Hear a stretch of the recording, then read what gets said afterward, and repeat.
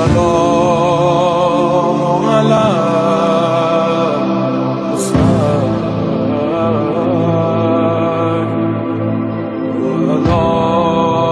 علي بن أعوذ بالله من الشيطان الرجيم. بسم الله الرحمن الرحيم. الحمد لله رب العالمين، والصلاة والسلام على أشرف الخلائق أجمعين، سيدنا وسيد الأولين والآخرين، حبيبنا وحبيب إله العالمين، إمام المرسلين وخاتم النبيين، شفيع المذنبين ورحمة للعالمين، أبي القاسم المصطفى محمد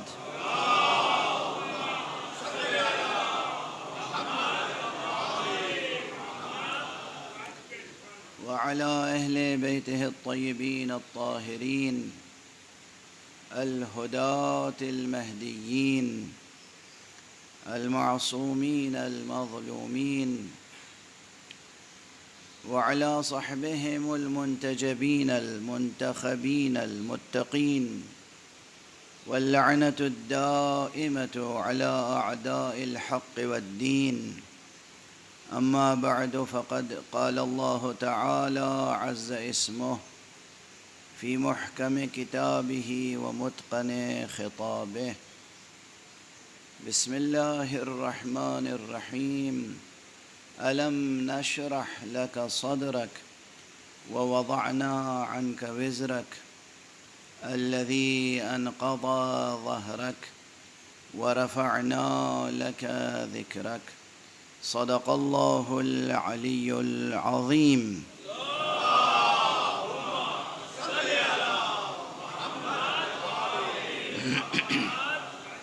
ایک اور بلندر صلوات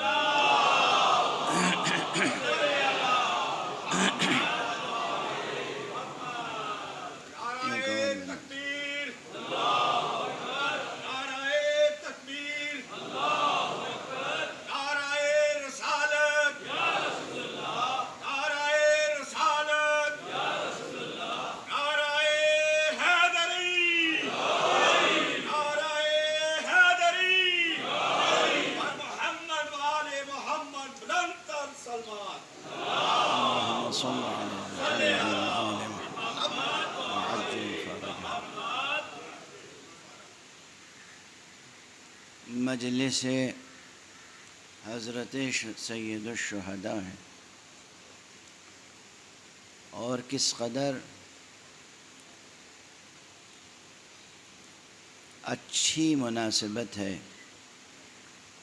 کہ ان مجلسوں میں ذکر مقام ختم مرتبت ہو رہا ہے۔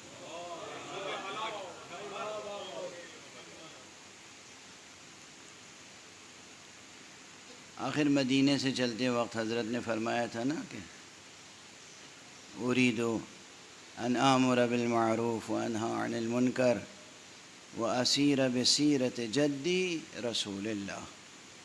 میں چاہتا ہوں کہ امر بالمعروف کروں، نہی عن المنکر کروں، اور وہ سیرت اختیار کروں جو میرے جد رسول اللہ کی سیرت تھی۔ تو اگر رسول اللہ کی سیرت آقا حسین کے پیش نظر تھی تو ہم پر بھی لازم ہے کہ ان کی مجلس میں سیرت رسول بیان ہو۔ یہ دو چیزیں ایسی ہیں جن کے بغیر مجلس حسین مکمل نہیں ہو سکتی: ذکر توحید اور ذکر مقام ختم نبوت۔ یہ واضح رہے سب کے لیے، چاہے وہ سامعین ہوں یا خود ذاکرین۔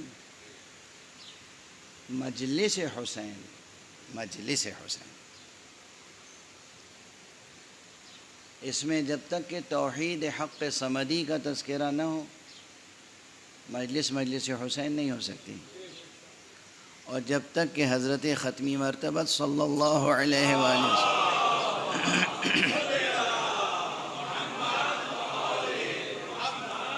کا تذکرہ نہ ہو، اس وقت تک بھی مجلس حسین نہیں ہو سکتی۔ بعض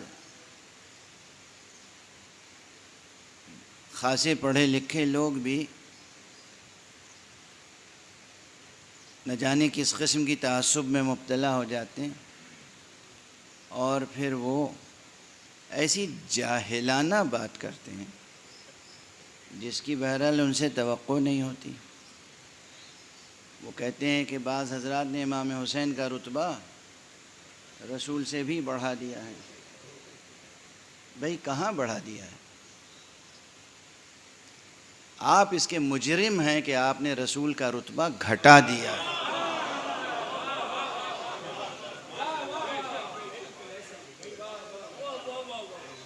ہوش کے ناخن لیں۔ ارے نوجوان نسل بہت باہمت نسل ہے، اس کے سامنے آپ کا جھوٹ بہت جلدی کھل جائے گا۔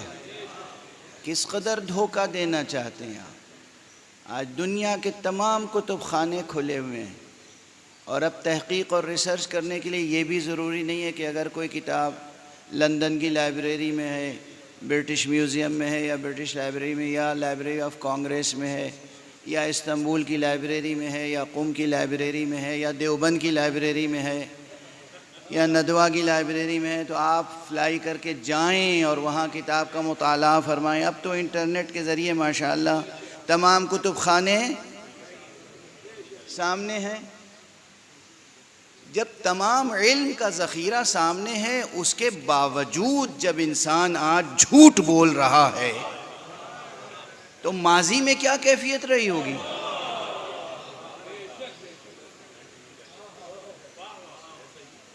کس نے امام حسین کو رسول اللہ سے بڑھا دیا؟ کس نے؟ کب؟ کہاں؟ امام حسین کا تو رتبہ ہی شروع ہوتا ہے سبط رسول کے عنوان سے۔ سبط رسول، فرزند رسول، نواسہ رسول، غور فرمائے۔ اور محافظ مقام نبوت، محافظ مقام ختم نبوت، یہی فضائل ہیں امام حسین کے، یہی کارنامہ ہے تاریخ میں امام حسین کا۔ شاید امام حسین کا تذکرہ آپ کو برا اس لیے لگتا ہے کہ آپ کے آباء و اجداد رسول کا تذکرہ مٹانا چاہتے تھے، وہ حسین نے مٹنے نہیں دیا۔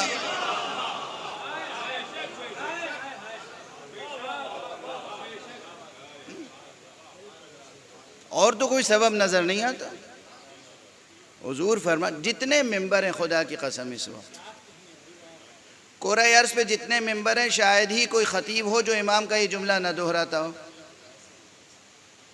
اريد ان آمر بالمعروف وانہا عن المنکر واسیر بسیرت جدی و ابی۔ میں تو اس لیے نکلا ہوں کہ میں امر بالمعروف کروں، نہی عن المنکر کروں، اور اس سیرت کو اختیار کروں، اس سیرت پہ چلوں جو میرے جد رسول اللہ کی سیرت تھی، میرے بابا علی مرتضیٰ کی سیرت تھی۔ ہر ممبر سے یہ بیان ہوتا ہے۔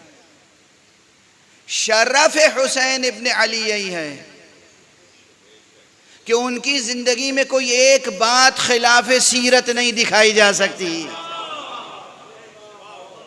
معیار کرامت یہ ہے، معیار شرف یہ ہے۔ بہرحال اچھا، ایسے لوگ اتفاق سے پڑھے لکھے بھی کہلاتے ہیں۔ اچھا، میری زندگی میں کیا کیا تجربے کو، یہ کیا کیا صدمے یہاں ہیں، اجازت ہو تو ایک عرض کر کے آگے بڑھوں۔ ایک صلوات پڑھیے محمد و آل۔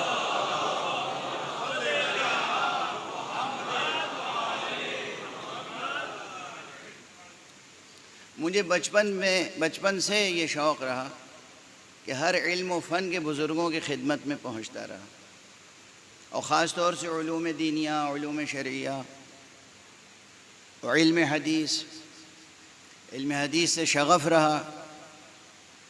تو جہاں بھی معلوم ہوا کہ یہ ایک اہم محدث ہیں، وہاں پہنچ جاتا تھا، ان سے کچھ سیکھتا تھا، اور جو کچھ سیکھتا تھا ان سے اجازت طلب کرتا تھا۔ کہ آپ کی اجازت ہے، آپ مجھے اس لائق سمجھتے ہیں، اجازہ مرحمت فرماتے ہیں کہ میں آپ سے جو کچھ سن کے یا پڑھ کے جا رہا ہوں وہ دوسروں تک منتقل کروں۔ یہ اجازہ حدیث ایک بڑی سند ہوتی ہے، چھوٹی سند نہیں ہوتی۔ میں اس لیے نہیں کہہ رہا ہوں کہ اپنا تذکرہ ہے، میں عرض کر رہا ہوں کسی وجہ سے۔ بہرحال تو میں نے تمام مسالک کے علماء کی خدمت میں جا کے طالب علمانہ استفادہ کیا، تمام مسالک، یعنی صرف شیعہ اثنا عشری نہیں، تمام مسالک، جو بھی مسلمانوں کے درمیان مسالک ہیں ان کے جو بزرگ علماء ہیں ان کی خدمت میں پہنچا۔ بھائی امتحان لے لیجئے، اگر آپ اس لائق سمجھتے ہیں تو آپ بھی اجازت دیجئے، آپ بھی کچھ حدیث سنائیے، کچھ رسول کا ارشاد سنائیے، کچھ رسول کی سیرت بیان کیجئے، اور پھر مجھے اجازت دیجئے کہ میں آپ کے حوالے سے بیان کروں۔ تو اب نام نہیں لوں گا، ایک بہت بڑے بزرگ تھے، بہت بڑے بزرگ مانے جاتے تھے اپنے مسلک میں۔ میں نے کئی حضرات سے پہلے پوچھا کہ بھئی وہ فلاں سلسلے میں کون اس وقت صاحب سند ہے؟ ایک صاحب کا نام لیا گیا، دوسرے سے پوچھا انہوں نے بھی انہی کا نام لیا، تیسرے سے پوچھا انہوں نے بھی ان کا نام لیا، یہاں تک کہ مجھے اطمینان ہو گیا کہ یہ بزرگوار اس پورے مسلک میں پایہ اعتبار رکھتے ہیں۔ اب میں مصلحتاً نام نہیں لے رہا ہوں اس وقت، کسی کو ضرورت ہوگی تو مجھ سے نام پوچھ لے گا، میں عرض کر دوں گا، اور جو کچھ عرض کر رہا ہوں وہ چھپا ہوا پیش کر دوں گا ان کے اجازے کے ساتھ۔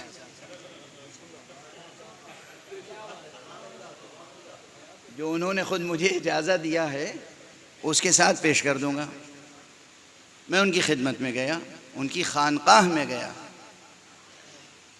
خانقاہ تو وہ جامع شریعت و طریقت سمجھے جاتے تھے کہ بھئی شریعت میں بھی ماشاءاللہ کمال کے درجے پہ فائز ہیں اور طریقت میں بھی۔ میں ان کی خدمت میں گیا اور ایک بار نہیں متعدد بار گیا، بار بار گیا، اور بظاہر انہوں نے محبت سے استقبال کیا اور مجھ سے امتحان بھی لیا باقاعدہ، اور کئی طرح سے امتحان لیا۔ اس کے بعد مجھے اپنے قلم مبارک سے لکھ کے اجازہ اپنی مہر کے ساتھ عطا فرمایا۔ بات آگے بڑھ گئی۔ کچھ دنوں کے بعد انہوں نے اپنی بہت سی کتابیں مجھے بھیجوائیں کہ بھئی وہ فلاں کو میری یہ کتابیں پہنچا دو۔ ان کتابوں میں ایک چھوٹا سا رسالہ تھا جو اس وقت تک میری نظر سے نہیں گزرا تھا۔ اب وہ جیسی کتاب کھولا میں نے، مختصر سا رسالہ ہے، چھپا ہوا ہے یہ سب، تو اس میں کسی نے پوچھا تھا اس مسلک کے لیے کہ یہ جو شیعہ اثنا عشری حضرات ہیں ان کے بارے میں آپ کی کیا رائے ہے؟ تو اس میں جواب لکھا تھا کہ ہم انہیں کافر اس لیے سمجھتے ہیں کہ یہ حسین کو نبی سمجھتے ہیں۔ کیا سمجھتے ہیں؟ حسین کو نبی سمجھتے ہیں۔ آگے تقریر کروں کہ بس چپ ہو جاؤں؟ سمجھ رہے ہیں؟ غور فرما رہے ہیں آپ؟ خدا کی قسم، یعنی 1400 برس میں 1500 برس میں کوئی ایک شیعہ ایسا نہیں ہوگا جو حضرت امام حسین علیہ السلام کی نبوت کا قائل ہو۔ امام تھے، ولی تھے، حجت خدا تھے، سبط نبی تھے، فرزند نبی تھے۔ اب اس کے بعد تو میرے پاؤں میں یہ سکت ہی نہیں تھی کہ ان کے پاس جاتا، تو میں نے ان کی خدمت میں ایک معروضہ لکھا، ایک عریضہ لکھا، اور میں نے کہا حضرت میں تو آپ کو شیخ طریقت اور رہنمائے شریعت سمجھ کے آیا تھا، اور آپ سے اجازہ لیا تھا، اور آپ نے بڑی محبت سے اجازہ مرحمت فرمایا تھا، تو کیا مجھے کافر سمجھ کے اجازہ دیا تھا؟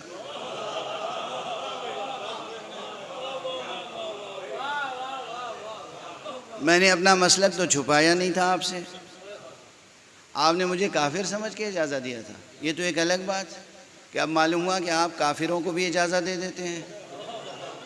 اور دوسری بات یہ کہ جناب والا میں آپ سے پھر استفادہ کرنا چاہتا ہوں، آپ کو یہ ایک حوالہ دے دیں جہاں کسی شیعہ نے امام حسین کو نبی کہا ہو، دیکھیے اگر یہ چیزیں چھپی ہوئی نہ ہوتی تو میں ممبر پہ آج نہ کہتا.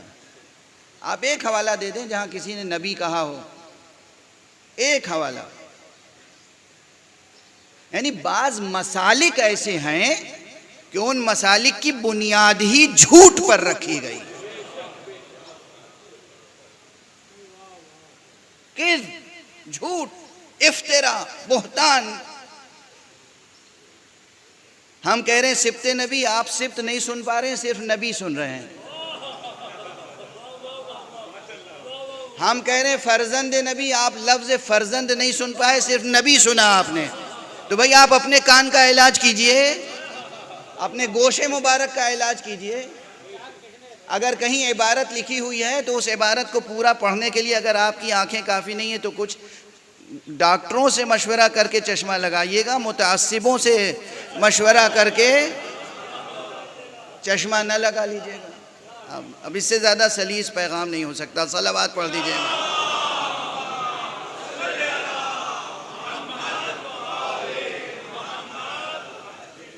امت میں تفرقہ پیدا کرنے کے لیے اور امت کو تقسیم کرنے کے لیے جھوٹ کا سہارا. ان سے دور رہنا اس لیے کہ یہ حسین کو نبی مانتے ہیں. کیا بات ہے, یا حسین کو نبی سے بڑھا دیتے ہیں. بہرحال اب دشمن تو آپ کے سامنے معلوم ہے کہ کیسا دشمن ہے اور کس قدر دریدہ دہن اور افترا پرداز, بہتان تراش, کذاب. وہ آپ کے سامنے ہے نا. اب آپ پر یہ فریضہ عائد ضرور ہوتا ہے کہ آپ اپنی مجلسوں میں سب سے زیادہ تذکرہ مصطفیٰ صلی اللہ علیہ وآلہ وسلم.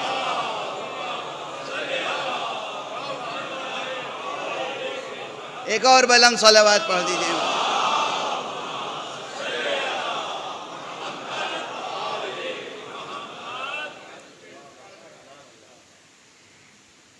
بچپن سے سکھایا جاتا ہے ہمارے یہاں بچوں کو کہ جھوٹ نہ بولنا.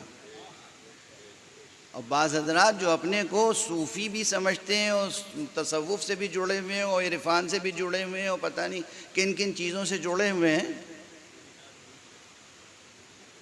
اساس فکر کذب پر ہے. بہتان, کذب, افترا پردازی. تاریخ میں ایک مثال نہیں لائی جا سکتی جو یہ کہے کہ ہم نے حسین علیہ السلام کو نبی کہا یا کسی نے کہا. ہاں, محافظ نبوت, محافظ مقام ختم نبوت آقا حسین تاریخ کے اسی موڑ پر آپ کا ظہور ہوا ہے کہ جب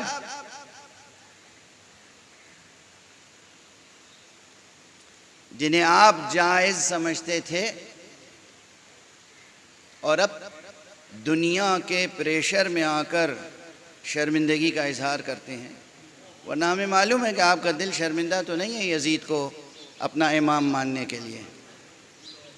تو جب یزید یہ کہہ رہا تھا تخت شام پر, لعبت ہاشم بالملک فلا, لعبت ہاشم بالملک فلا, ملک جاء ولا وحی نزل. یہ تو بنو ہاشم نے لعبت, کھیل کھیلا تھا. کس کا؟ اقتدار کا. بالملک, اقتدار کا کھیل, سلطنت قائم کرنے کے لیے. ورنہ نہ کوئی ملک نازل ہوا تھا, فلا ملک جاء ولا وحی نزل, نہ کوئی وحی نازل ہوئی تھی. جو سرے سے وحی کا انکار کر رہا ہو اس کے مقابلے میں آقا حسین آ کر میدان جنگ میں بھی قرآن پڑھیں, نوک نیزہ پہ بھی قرآن پڑھیں, تو وہ حسین آپ کو کیسے پسند آ سکتا ہے؟ ایک صلوات پڑھ دیجئے محمد.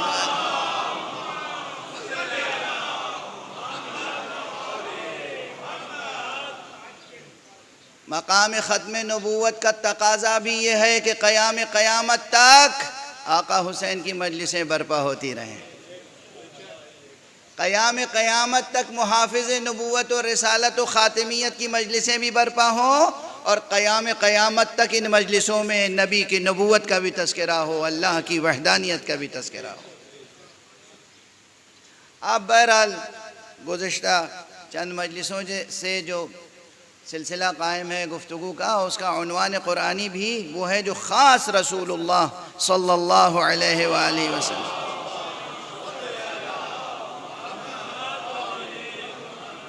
اور یہ جو سورہ انشراح ہے، سورہ شرح، سورہ انشراح، یہ سورہ توأم ہے اپنے پہلے سورے کے ساتھ، سورہ والضحیٰ.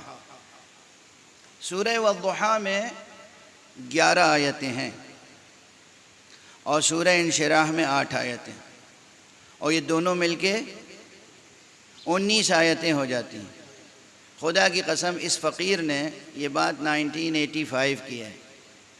ان دونوں سوروں کو سامنے رکھ کے، صرف ان دونوں، یہ 19 آیتیں، اس وقت میں نے تاریخ ختم نبوت لکھی تھی، جو تقریباً 200 صفحات سے زائد وہ کتاب ہو گئی تھی. یہ 19 آیتیں وہ ہیں کہ جس میں مقام ختم نبوت کا ماضی اور مقام ختم نبوت کا مستقبل، پوری تاریخ سموئی ہوئی ہے. اس میں پوری تاریخ رسالت محمدیہ سموئی ہوئی ہے. اس میں یہ 2 سورے اگر توجہ سے کوئی پڑھ لے اور اس کے عمق میں، اس کی گہرائی میں چلا جائے تو نہ جانے کتنے نکات روشن ہوتے چلے جاتے ہیں. اب میں چند مثالیں دے سکوں گا صرف آج، باقی یہ سب تشویق کے لیے کہتا ہوں تاکہ مسلسل ہمارے جوان اس سلسلے میں کام کرتے رہیں. سورہ مبارک ہے والضحیٰ، آپ میں سے اکثر کو یاد ہوگی، بسم اللہ الرحمن الرحیم، والضحیٰ واللیل اذا سجا ما ودعک ربک وما قلا وللآخرۃ خیر لک من الاولی ولسوف یعطیک ربک فترضی.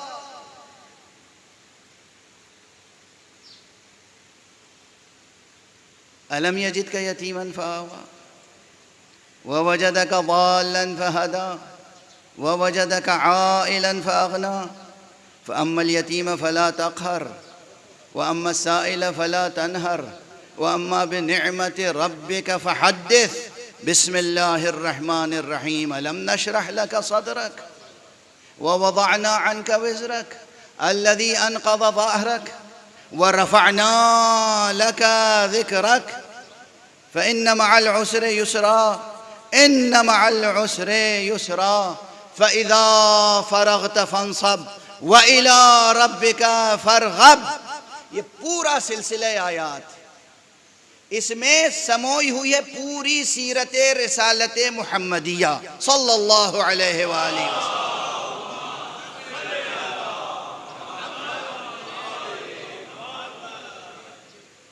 اور اس میں ایک فقہی مسئلہ عرض کر دوں چھوٹا سا، کہ یہ دونوں سورے ایک دوسرے سے اس طرح وابستہ ہیں، جڑے ہوئے ہیں، کہ نہ صرف ہمارے ہاں تو تقریباً اجماع علماء امامیہ ہے کہ نماز میں اگر سورہ حمد کے بعد، نماز واجب میں، چونکہ ہمارے ہاں کیا واجب ہے کہ نماز میں پہلی رکعت اور دوسری رکعت میں سورہ الحمد کے بعد کوئی ایک مکمل سورہ پڑھنا چاہیے، واجب نمازوں میں، مستحب میں نہیں، واجب فرض نمازوں میں. ایک دو ایسے فقہا ہیں کہ جنہوں نے اس وجوب کو بربنائے احتیاط وجوبی قرار دیا ہے، ورنہ باقی سب احتیاط نہیں سمجھتے، صریح فتویٰ دیتے ہیں کہ حمد کے بعد، سورہ حمد کے بعد ایک مکمل سورہ پڑھا جائے اور اس سے زیادہ بھی نہ پڑھا جائے، کیونکہ جو سیرت پیغمبر ہے، جو سکھایا گیا، جو معصوم ائمہ نے، اہل بیت سے ہونے والے ائمہ نے سکھایا. مستحب نمازوں کی بات نہیں ہے، واجب نمازوں کی بات. مستحب نمازوں میں تو آپ ایک آیت بھی پڑھ سکتے ہیں اور 3 آیتیں بھی پڑھ سکتے ہیں اور چند رکوع بھی پڑھ سکتے ہیں اور ایک سے زیادہ سورے بھی پڑھ سکتے ہیں اور ایک ہی سورہ ایک سے زائد بار پڑھ سکتے ہیں. مستحب نمازوں کے احکام الگ ہیں. جو فرض نمازیں ہیں 5 وقت کی، اس میں یہ ہے کہ الحمد کے بعد کوئی ایک مکمل سورہ پڑھا جائے. لیکن یہاں پر آ کر کہا گیا کہ اگر سورہ والضحیٰ پڑھنا چاہتے ہیں تو پھر تنہا نہ پڑھیں، والضحیٰ اور الم نشرح ساتھ میں پڑھیں، یا اگر الم نشرح پڑھنا چاہتے ہیں تو والضحیٰ اور الم نشرح ساتھ میں پڑھیں. یہ حکم ہے شرعی. اچھا، اس حکم شرعی میں ہم تنہا نہیں ہیں. مانے ہوئے جو بعض فقہی مکاتب عالم اسلام کے ہیں، ان میں بھی یہ حکم اسی طرح موجود ہے، سب میں نہیں لیکن بعض میں یہ حکم اسی طرح موجود ہے۔ علماء اہل سنت میں سے، فقہاء اہل سنت میں سے، ائمہ اہل سنت میں سے بعض کا قول صاف و صریح یہ ہے کہ اگر سورہ والضحیٰ پڑھنا چاہتے ہیں تو الم نشرح بھی پڑھیں۔ اس کے معنی ہے کہ ان دونوں سوروں میں ایک خاص ربط و تعلق ہے، اور میں جو عرض کر رہا ہوں کہ اس کا ربط و تعلق جو سیرت مصطفیٰ صلی اللہ علیہ وآلہ وسلم سے،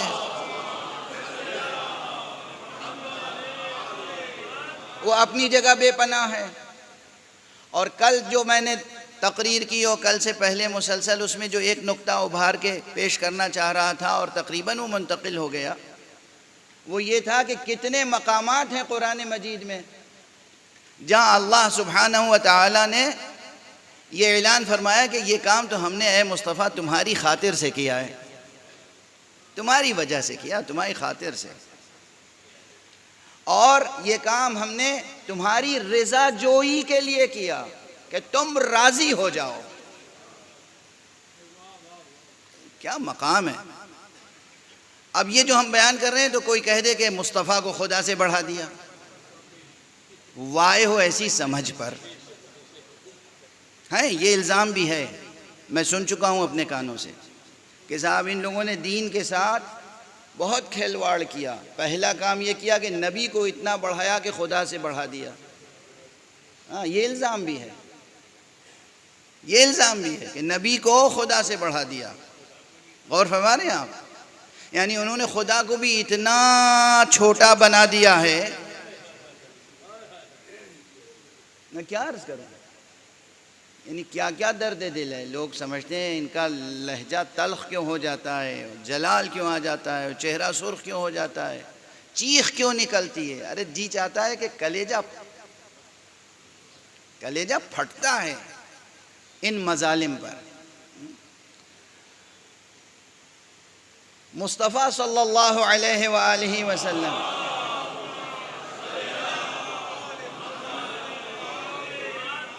اللہ فرما رہا ہے کہ میں چاہتا ہوں کہ تم راضی ہو جاؤ۔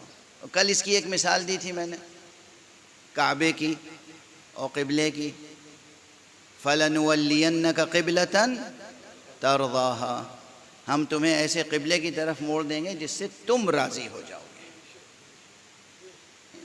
ہر وقت یہ 5 وقت جب آپ نماز پڑھتے ہیں تو جب قبلے کی طرف کھڑے ہوں تو اس آیت کو ضرور یاد کر لیں۔ میں اور کچھ نہیں کہہ رہا ہوں، قرآن کی اس آیت کو یاد کر لیں۔ کعبے کی طرف کھڑے ہو کر نماز پڑھنے کا حکم اس لیے دیا ہے تاکہ مصطفیٰ راضی ہو جائیں۔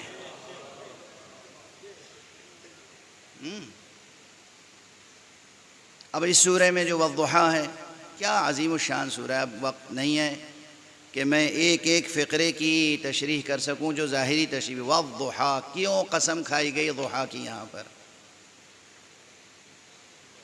دن کا وہ حصہ جس میں سورج کی ایسی روشنی ہوتی ہے کہ جس سے تمام خلقت کو ایک قوت ملتی ہے، قوت حیات، نشو و نما کی قوت ملتی ہے، چاہے وہ انسان ہو، چاہے وہ نباتات ہوں، چاہے حیوانات ہوں، چاہے خود جمادات ہوں۔ اگر کوئی پتھر کا ٹکڑا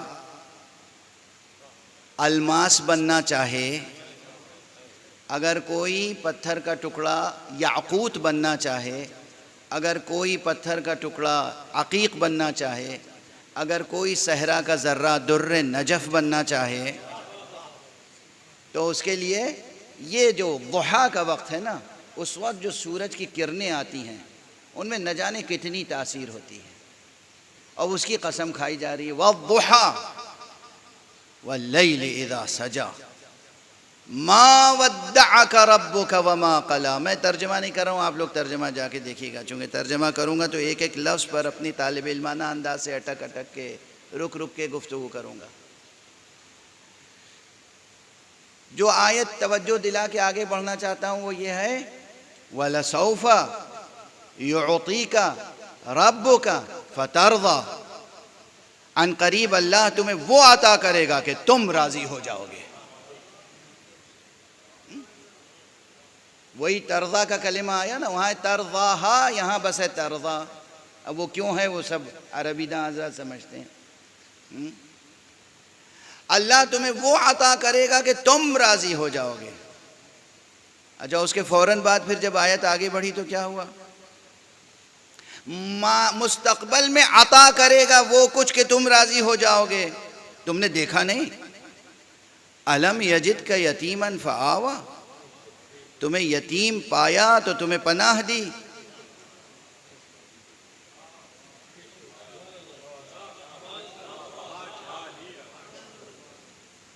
آج میں تمام مورخین سے پوچھتا ہوں، پناہ کہاں دی تھی؟ جبرائیل آ کے زمین سے اٹھا کے آسمان پہ لے گئے تھے؟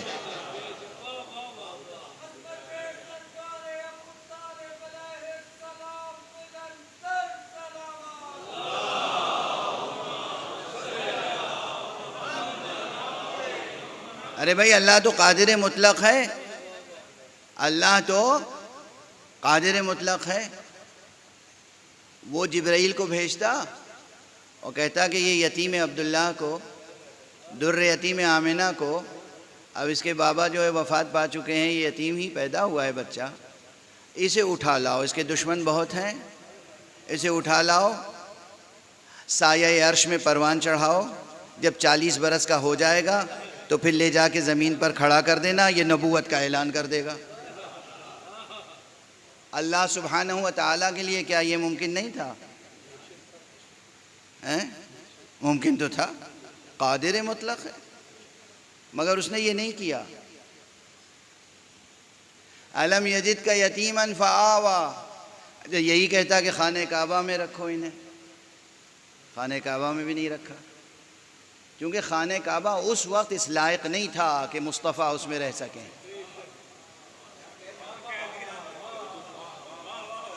اسی منبر پہ میرا کہا ہوا بہت پرانا، 20 برس پرانا جملہ ہے کہ اس کائنات کے سب سے بڑے معلم توحید کا نام ہے محمد صلی اللہ علیہ وآلہ وسلم۔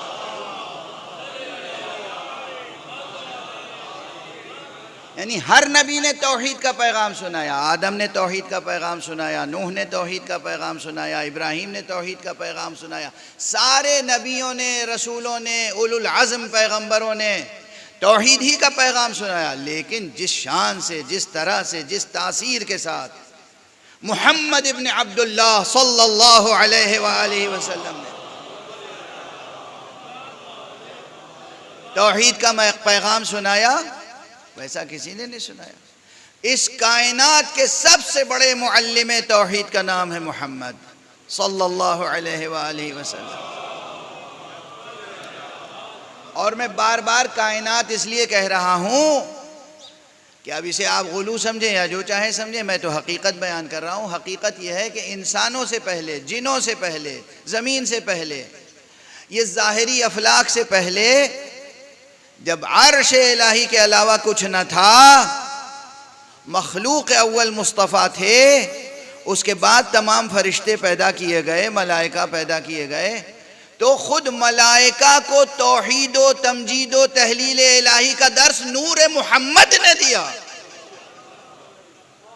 تو ظاہر سے باطن تک، ازل سے ابد تک، اس کائنات ہستی میں، اس عالم موجودات میں محمد سے بڑا کوئی معلم توحید نہیں ہے۔ ایسا معلم توحید ممکن کیسے تھا کہ اس کو ایک بت کدے میں رکھ دیا جائے؟ آپ حضرات بھی مکرر باتیں سننے کے عادی تو ہیں، میرا جی نہیں چاہتا کہ میں اپنی بات بھی دہراؤں، مگر کبھی کبھی بات اگر اچھی ہوتی ہے تو دہرا دیا جاتا ہے۔ اس کائنات کا معلم، سب سے بڑا معلم توحید سرکار رسالت مآب کی ذات ہے، اور سب سے بڑے عالم توحید امیر المؤمنین علی ابن ابی طالب علیہ السلام۔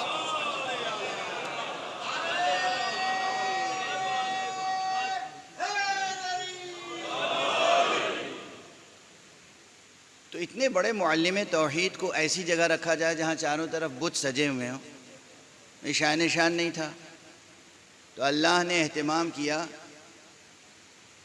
کہ مکے میں وہ گھر تلاش کیا جہاں کوئی بت نہیں تھا.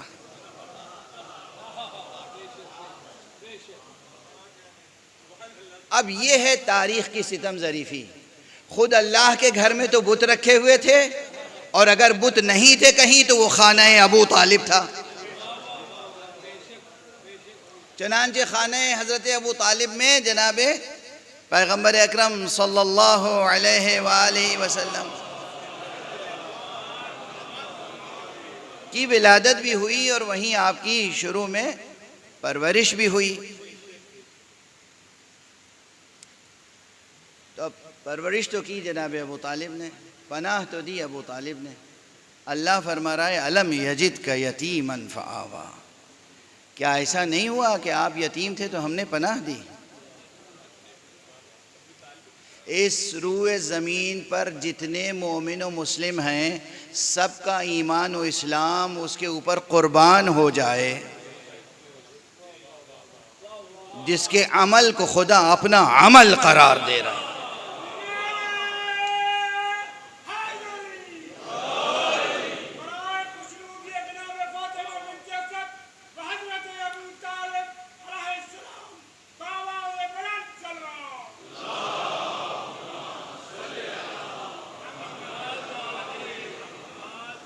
کتنی تیزی سے وقت گزر جاتا ہے اور باتیں رہ جاتی ہیں. اب یہاں پر ایک بات تذکرہ کیے بغیر آگے نہیں بڑھ سکتا میں. تاریخ میں سلسلہ حوادث میں بھی اور سلسلہ افکار میں بھی، سلسلہ حوادث میں بھی اور سلسلہ اقدار میں بھی. جو سمجھ رہے ہیں وہ سمجھ رہے ہیں، جو نہیں سمجھ رہے ہیں وہ سمجھنے کی کوشش کریں. تاریخ میں ایک ہوتا ہے سلسلہ حوادث کا، واقعات کا، لیکن ایک سلسلہ افکار کا ہوتا ہے، ایک سلسلہ اقدار کا ہوتا ہے، ایک سلسلہ معنویات کا ہوتا ہے. تو تاریخ واقعات میں بھی اور تاریخ افکار و اقدار میں بھی دونوں اعتبار سے حضرت ابو طالب علیہ السلام کا ایک مرتبہ ہے. اور وہ مرتبہ کیا ہے؟ اور ایک رول ہے. وہ رول یہ ہے کہ عالم بشری کو مقام خاتمیت کے سمجھنے کے لائق بنایا.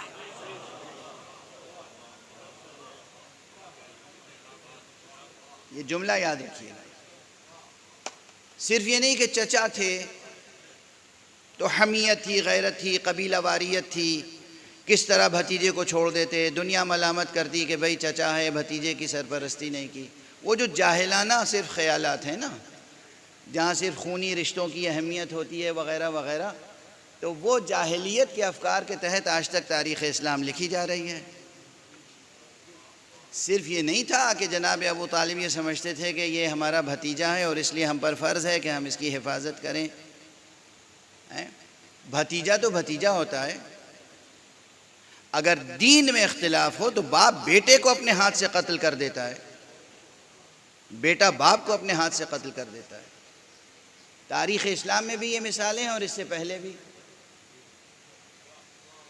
اگر دین میں اختلاف ہے، ایمان میں اختلاف ہے، عقیدے میں اختلاف ہے، تو بات یہاں تک پہنچتی ہے کہ باپ بیٹے اور بیٹا باپ کو قتل کر دیتا ہے. لیکن یہ تو بھتیجے ہیں اور معمولی اختلاف نہیں ہے بظاہر.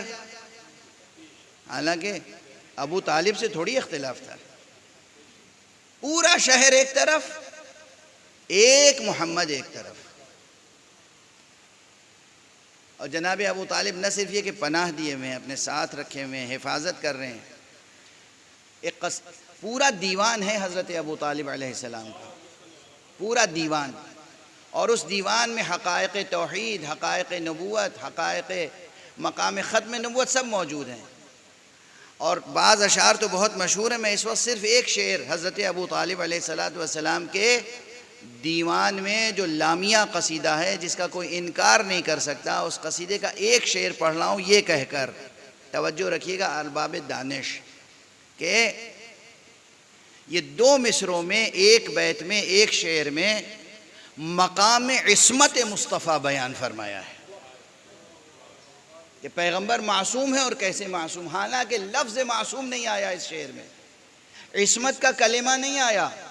کاش افکار آپ حضرات کے افکار عالیہ میرے ساتھ ساتھ آگے بڑھ سکیں اور میں اپنی بات آپ حضرات تک پہنچا سکوں۔ لفظ عصمت نہیں آیا، لفظ معصوم نہیں آیا، یہ اصطلاح کلامی یہ شعر میں موجود نہیں ہے۔ شعر کی زبان بالکل فطری اور شعر کی زبان ہے۔ فرماتے ہیں حلیم رشید عادل غیر طائش یوالی الہا لیس عنہ بغافلی۔ یہ لامیہ قصیدہ حضرت ابو طالب کا بہت مشہور و معروف ہے۔ کوئی مورخ اس کا انکار نہیں کر سکتا کہ یہ حضرت ابو طالب کا قصیدہ ہے یا نہیں ہے۔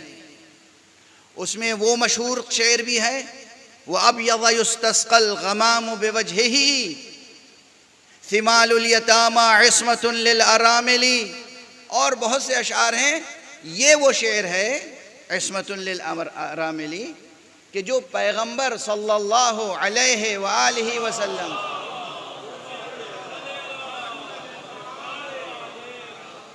بعض مواقع پر اپنے اصحاب کو دیکھ کے کہتے تھے تم میں سے کوئی ہے جسے ابو طالب کا وہ شعر یاد ہو؟ کوئی ہے جو مجھے وہ شعر سنائے؟ اور لوگ شعر سنا کر بزم مصطفیٰ میں بار پاتے تھے، اعتبار پاتے تھے، عزت پاتے تھے، آبرو پاتے تھے، حضور کی شفقتوں کے مستحق قرار پاتے تھے۔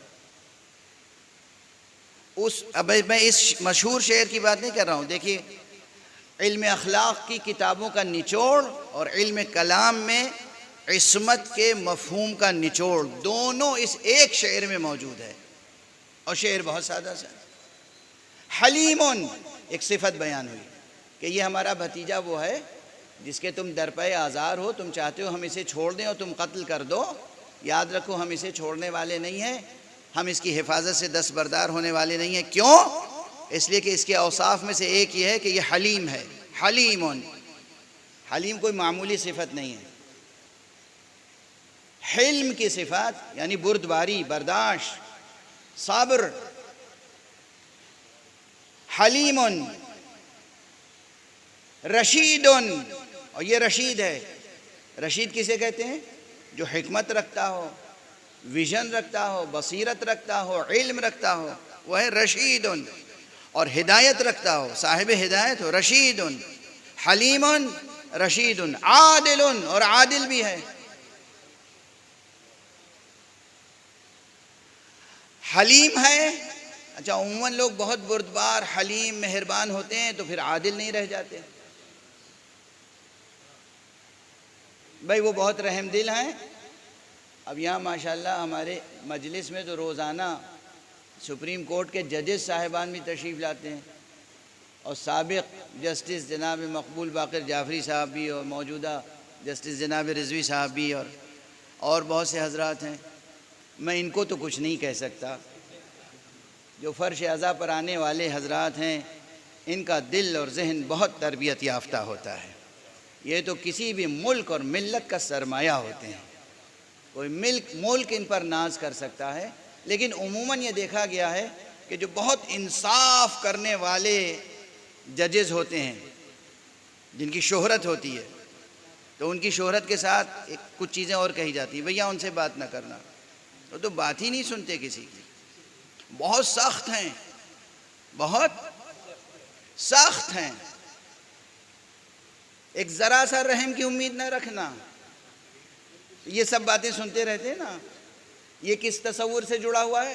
عادل، کہ وہ عدالت شعار ہیں، عدل کی تلوار لٹک رہی ہے، ان سے کسی مہربانی کی توقع نہ رکھنا۔ تو دنیا والوں کے ذہن میں جو عادل کا تصور ہے وہ یہ ہے کہ ایک انسان جب عادل ہوتا ہے، اور یہ ججوں سے لے کے مولویوں تک ہے، یہ علماء کے لیے، مولویوں کے لیے جو شرط ہے نا کہ عادل ہوں، نماز نہیں پڑھا سکتا ہمارے ہاں مگر وہ جو عادل ہو، تو وہ عادل ہونے کی صفت ہم نے بعض لوگوں میں ایسی دیکھی کہ ان کے چہرے پہ مسکراہٹ آتی ہی نہیں ہے کبھی۔ یہ عادل ہونے کی پہچان نہیں ہے۔ بہرحال وہ مصطفیٰ ایک طرف رحم دلی ہے، بردباری ہے، حلم ہے، اور دوسری طرف عدل ہے، اور تیسری طرف کیا ہے؟ رشد، حکمت، علم، بصیرت. توجہ ہے، حلم، رشد، عدل. اور جہاں پہلے حضرت ابو طالب نے فرمایا حلیم رشید عادل، عادل فوراً کہا غیر طائش، مگر یہ عادل وہ ہے جس کے اندر طائش نہیں ہے.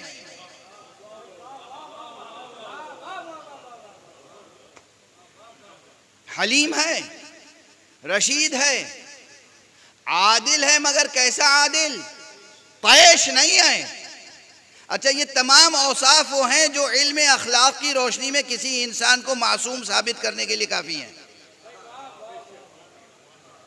کہ خلاف عدل و انصاف اس سے کوئی بات صادر ہو ہی نہیں سکتی. اور عدل و انصاف بھی اس حسن کے ساتھ ہوگا کہ جہاں طیش نہیں ہوگا، ظلم نہیں ہوگا، جبر نہیں ہوگا، سختی بیجا نہیں ہوگی. عدل ہوگا مگر حلم کے ساتھ، عدل ہوگا مگر رشد کے ساتھ، عدل بھی ہوگا تو بردباری کے ساتھ.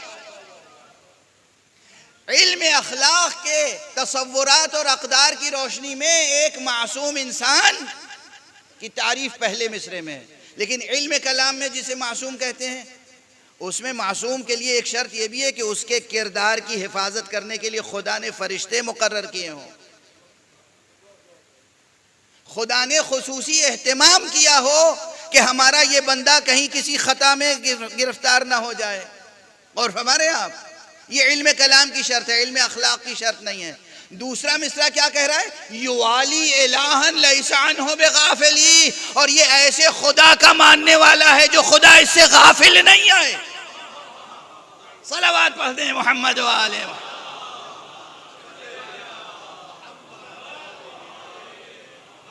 ایک شعر، صرف ایک شعر، یہ تو میں نے بہت یعنی وقت کا دامن جتنی وسعت رکھتا تھا اس کے لحاظ سے عرض کر دیا، ورنہ صرف لفظ حلیم پہ کتنی دیر گفتگو ہو سکتی ہے. کیا کیا مفاہیم ہیں. رشید، اس کے لیے کیا کیا مباحث ہیں. عادل، اس کے لیے کیا کیا مباحث ہیں. پھر وہ عادل جو غیر طائش ہو. وجد کیجئے، حلیم رشید عادل غیر طائش یوالی الہا لیس عنہ بغافلی. یہ خود ذاتی طور پر حلیم ہے، رشید ہے، عادل ہے، اور طیش بھی نہیں آتا اسے. اور اس خدا کو مانتا ہے جو خدا اس کی طرف سے کبھی غافل نہیں ہوتا، یعنی ہمیشہ خدا کی نگرانی اور حفاظت ہے. خدا کی نگرانی ہے اور اس کی حفاظت ہے، اس کی گواہی کون دے رہا ہے؟ صلوات پڑھ دیجئے محمد.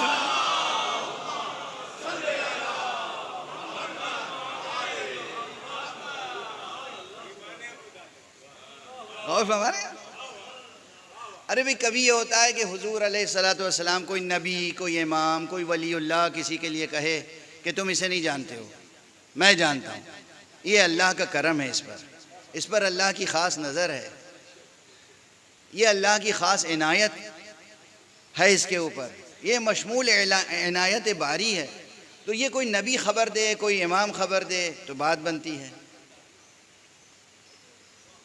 حضرت ابو طالب خبر دے رہے ہیں کہ یہ میرا بچہ وہ ہے کہ جو اللہ کی نگرانی میں پروان چڑھ رہا ہے.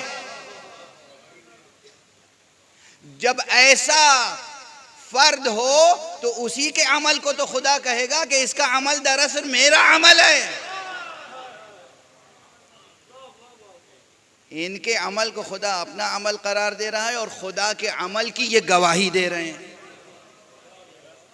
یہ گواہی دے رہے ہیں خدا کے عمل کی، خدا کے فعل کی گواہی دے رہے ہیں. یوالی الہا لیس عنہ بغافلی. اب یہ تو اس آیت پہ آ گئی تھی بات کہ الم یجد کا یتیمن فآوا، کیا ہم نے آپ کو یتیم پایا تو آپ کو پناہ نہیں دی. اور پھر اس کے بعد وہ پورا سلسلہ ہے اور پھر یہ سورہ شروع ہوتا ہے الم نشرح لک صدرک ووضعنا عنک وزرک. اور اس کے آخر تک جب پہنچتے ہیں آپ فَإِذَا فَرَغْتَ فَانصَبْ، اسی آیت پر پھر ختم نبوت کی بحث جڑ جاتی ہے. مقام ختم نبوت کی بحث صرف ایک آیت میں نہیں ہے قرآن مجید میں. قرآن مجید میں نہ جانے کتنے مقامات ہیں جہاں مقام ختم نبوت سے مباحث جڑے ہوئے ہیں، چاہے لفظ ختم نبوت نہ ہو وہاں پر. وہ صرف سورہ مبارکہ احزاب کی غالباً 40ویں آیت ہے جس میں کہا گیا وَلَٰكِنَّ رَسُولَ اللَّهِ وَخَاتَمَ النَّبِيِّينَ. لیکن نہ جانے اور کتنی آیتیں ہیں جو ختم نبوت کے مبحث سے، اس موضوع سے جڑی ہوئی ہیں. 2 تقریریں صرف رہ گئیں، تمام آیات تو نہیں پیش کر سکوں گا اور وقت بھی بہرحال محدود ہوتا ہے، لیکن یاد رکھیے کہ نہ جانے کتنے حوادث ہیں جو قرآن مجید میں بیان ہوئے، نہ جانے کتنی آیتیں ہیں جو قرآن مجید میں آئیں، اور وہ سب کی سب مربوط ہیں کس بحث سے؟ ختم نبوت. کہ اب محمد ابن عبداللہ صلی اللہ علیہ وآلہ وسلم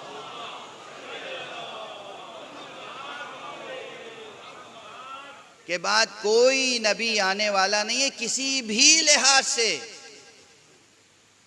یعنی یہ نہیں کہ ہم نے مان لیا کہ حضور خاتم النبیین ہیں لیکن وہ اس لحاظ سے، ان کا سایہ ہیں اس لحاظ سے، نہیں. ارے آپ سایہ قرار دے کر اپنے کو نبوت کا دعویٰ کرتے ہیں، ہم رسول کی جان کو پہچانتے ہیں مگر اسے نبی نہیں کہتے.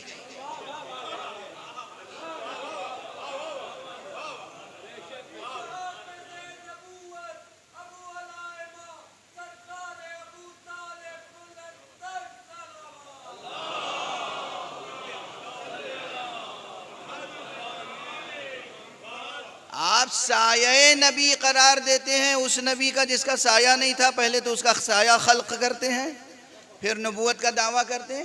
ہم تو نفس نبی، روح نبی، جان نبی کو جانتے ہیں مگر اسے نبی نہیں کہتے. اس لیے کہ ہمیں یاد ہے درس پیغمبر، یا علی انت منی بمنزلت ہارون من موسیٰ الا انہ لا نبی بعدی. اے علی تمہاری نسبت، تمہاری منزلت، تمہارا رشتہ مجھ سے وہی ہے جو ہارون کا رشتہ موسیٰ سے تھا، مگر یہ کہ اب میرے بعد نبوت نہیں ہے. نہ علی نبی ہیں، نہ حسن نبی ہیں، نہ حسین نبی ہیں.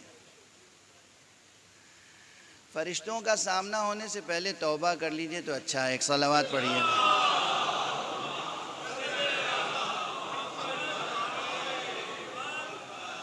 میں تو دل سوزی کی باتیں کر رہا ہوں. دل سوزی، خدا کی قسم دل سوزی کی بات نہیں، خدا کی قسم دل سوزی کی بات نہیں. رسول نے ہمیں سب سے بڑی چیز جو دی وہ یہی دل سوزی.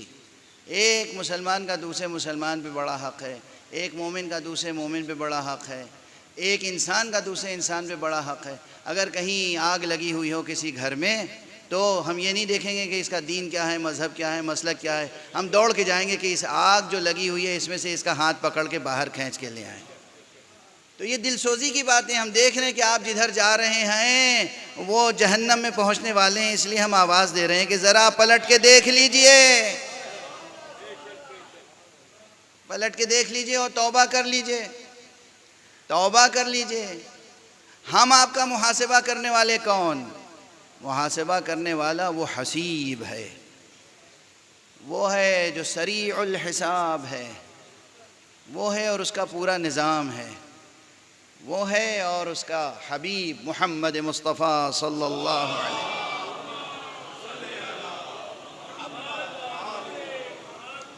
کیا کریں، بہت تیزی سے وقت گزر گیا. مجلس محرم کی ہیں اور اس لیے محرم کا حق تو ادا ہونا ہے. مجلس حسین میں توحید کا تذکرہ ہوگا، مجلس حسین میں نبوت کا تذکرہ ہوگا، ختم نبوت کا تذکرہ ہوگا. لیکن توحید کا تذکرہ بھی جب بھی ہوگا، نبوت کا تذکرہ بھی جب بھی ہوگا، ختم نبوت کا تذکرہ جب بھی ہوگا، جہاں بھی ہوگا، مکمل نہیں ہو سکتا جب تک کہ حسین کا تذکرہ نہ ہو. اس لیے کہ حضور نے فرما دیا ہے حسین منی وانا من حسین. اگر رسول کا ارشاد گرامی نہ ہوتا تب بھی ایک انصاف پسند انسان ذکر رسول کے بعد ذکر حسین فراموش نہیں کر سکتا. لیکن یہاں تو حضور کا تذکرہ بھی، کیسے انسان فراموش کر سکتا ہے حسین کو؟ جس حسین نے صرف توحید و نبوت کی خاطر کیسی کیسی قربانیاں پیش کی ہیں۔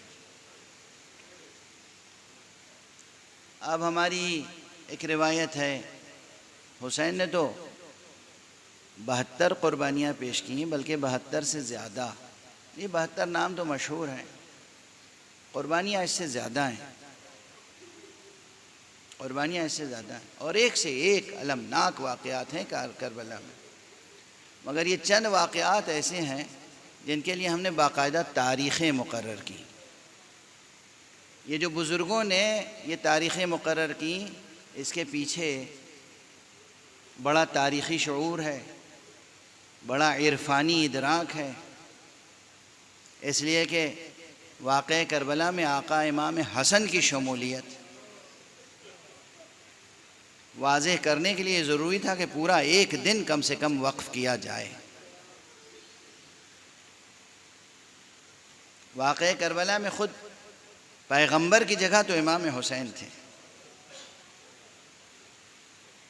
امام حسن کی جگہ امام حسن کے فرزند تھے۔ اور اب کیا عرض کروں، یہ اکثر کہنا پڑتا ہے کہ 1400 برس سے ہم واقعات کربلا بیان کر رہے ہیں، لیکن ابھی تک پوری کربلا بیان نہیں ہو پائی، ابھی تک پوری کربلا بیان نہیں ہو پائی۔ نہ جانے کتنے واقعات ہیں جو ابھی آپ نے نہیں سنے ہیں، اور وہ واقعات ہیں۔ ایک روز عاشورہ میں کتنے المناک ابواب رقم کیے گئے۔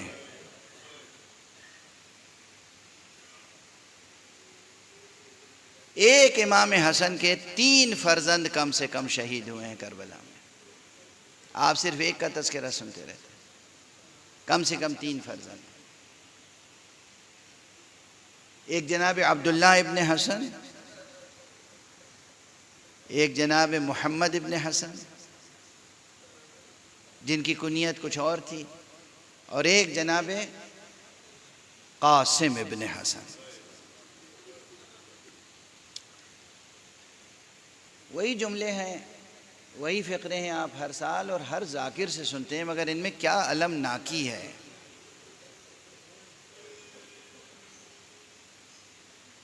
بہت کم ایسے شہداء ہیں جن کے لیے آقا امام حسین نے اجازت دینے میں بہت تأمل کیا ہو۔ لوگ آتے تھے، آقا اجازت دیجئے، آپ دعائیں دیتے تھے، وہ اجازت دے دیتے تھے، کیونکہ چارہ نہیں۔ لیکن جب قاسم آئے ہیں، آج صبح بھی نماز صبح کے بعد خصوصیت سے میں مطالعہ کر رہا تھا علامہ محسن امین عاملی کی کتاب کا، کہ کہیں کوئی یہ نہ کھانا کہ نہ جانے کتنی بار پڑھ چکا ہوں، لیکن پھر اپنے حافظے کو تازہ کرنے کے لیے، اور یہ کہ کوئی پوچھے تو تازہ حوالہ دے سکوں۔ بعض حضرات نے پوچھا ہے مجھ سے، اس لیے گزارش کر رہا ہوں، پڑھ چکا ہوں پہلے۔ ایک قاسم ایسے ہیں، نہ جانے کیا کشش تھی قاسم میں، کہ جب جناب قاسم ابن حسن تشریف لائیں تو آقا حسین نے دیکھا، سینے سے لگایا اور اتنا گریہ کیا کہ آقا بھی غش کھا کے زمین پہ گرے، قاسم بھی غش کھا کے۔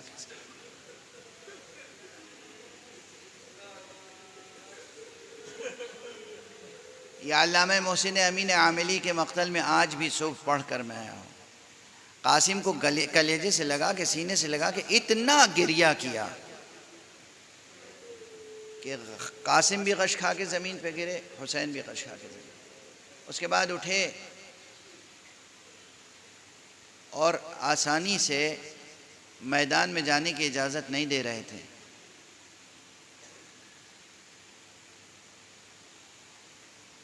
پردہ خیمہ اٹھا اور قاسم کی مادر گرامی آئی۔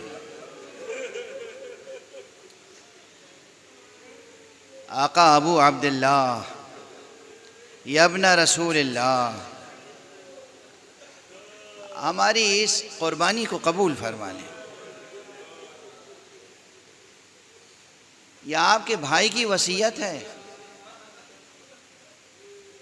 علامہ طریحی کی کتاب میں وہ واقعہ بھی لکھا ہوا ہے جو اکثر ذاکرین پڑھتے ہیں کہ خود جناب قاسم نے اپنے بازو سے ایک تعویذ کھول کر آقا کی خدمت میں پیش کیا۔ امام حسین نے جیسے ہی دیکھا بھائی کی تحریر پہچان گئے، آنکھوں سے لگایا، بوسہ دیا اور خوب اور گریہ کیا۔ میں نے ایک کتاب میں یہ بھی پڑھا کہ ایک بار نہیں 3 مرتبہ یہ ہوا کہ حسین قاسم کو اذن جہاد دینے سے پہلے 3 مرتبہ غشی کسی کیفیت طاری ہوئی۔ اف، اللہ اکبر، اللہ اکبر، اللہ اکبر۔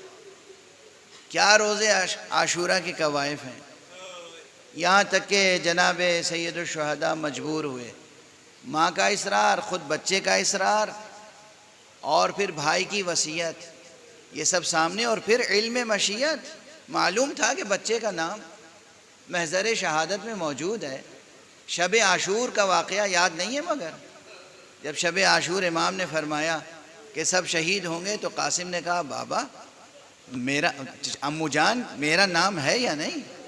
اور اس وقت جب امام نے فرمایا کہ تمہیں موت کیسی لگتی ہے تو فرمایا احلا من العسل، شہد سے زیادہ شیریں۔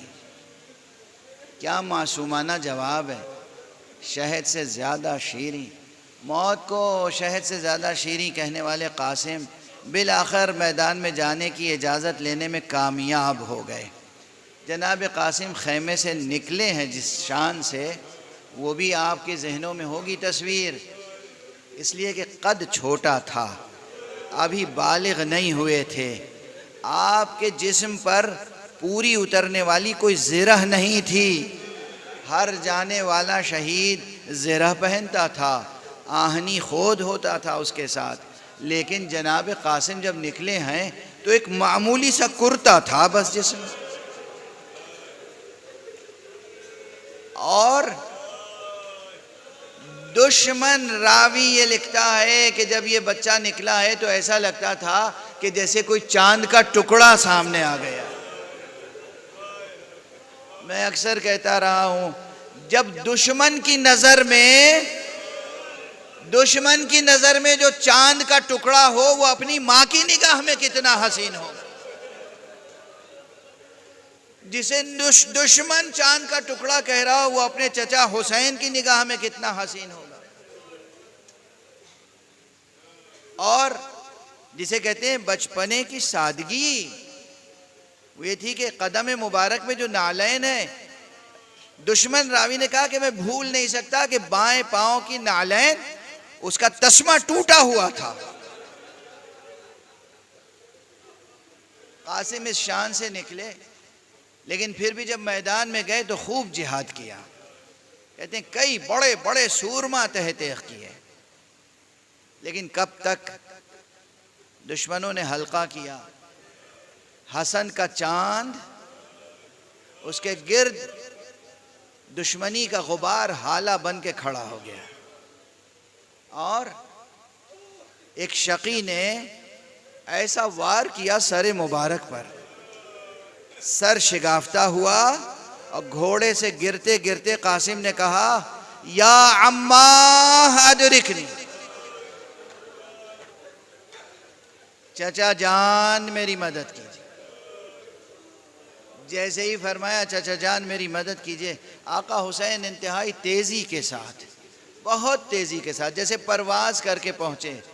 آپ پہنچے ہیں اور دیکھا کہ وہ قاتل جس نے ضرب لگائی تھی وہ دور جا رہا ہے، آپ نے اس قاتل پہ ایک وار کیا، اس کا ہاتھ کٹ گیا یہاں سے۔